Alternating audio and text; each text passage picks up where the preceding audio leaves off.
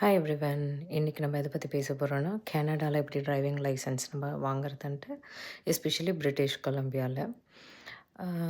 So நீங்கள் ICBC.comங்கிற வெப்சைட்டில் போய் பார்த்தீங்கன்னா, இதில் வந்து என்னென்ன டீட்டெயில்ஸ் நம்ம பார்க்குறோன்னு இருக்கும். இன் ஜென்ரலி கனடாவில் பார்த்தீங்கன்னா, ஃபஸ்ட்டு வந்து நீங்கள் நாலேஜ் டெஸ்ட் பாஸ் பண்ணணும். நாலேஜ் டெஸ்ட் பாஸ் பண்ணால் மட்டும்தான் ரோட் டெஸ்ட் போக முடியும்.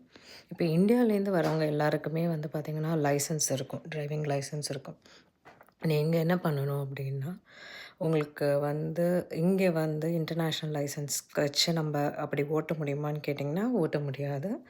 ஒரு சில பேர் வந்து சர்டைன் பெர்மிட் ஹோல்டர்ஸ்க்கு பண்ண முடியும். ஃபார் எக்ஸாம்பிள் ஸ்டூடெண்ட்டாக இருக்காங்கன்னா, அவங்க ட்ரைவ் பண்ண முடியும் ஃபார் சர்டைன் அமௌண்ட் ஆஃப் டைமில். இப்போ நீங்கள் இந்தியாவில் இருக்கிற டிரைவிங் லைசன்ஸை கொண்டு வந்துட்டு, இங்கே நீங்கள் ஃபஸ்ட்டு நாலேஜ் டெஸ்ட்டை கிளியர் பண்ணணும். ஓகேவா? இது எல்லாமே பார்த்தீங்கன்னா, உங்கள் வெப்சைட்டில் இருக்கும். அதுக்கப்புறம் நாலேஜ் டெஸ்ட் புக் பண்ணுறதுக்கு சர்டன் ஐடிஸ்லாம் ப்ரொவைட் பண்ணணும். அப்புறம் நாலேஜ் டெஸ்ட் நீங்கள் 80% எடுத்ததுக்கப்புறம் ரோட் டெஸ்ட் பண்ணணும். சுபுக்கா ரோட் டெஸ்ட் பார்த்தீங்கன்னா, அதில் வந்து நீங்கள் வந்து ரோட் டெஸ்ட் புக் பண்ணணும். அதுக்கப்புறம் நீங்கள் பாஸ் பண்ணதுக்கப்புறம் உங்களுக்கு அவங்க லைசன்ஸ் கொடுப்பாங்க. அதுக்கப்புறம் அதை நீங்கள் ஒரு 1 இயருக்கு எந்த இதுவும் இல்லாமல் மெயின்டைன் பண்ணணும்.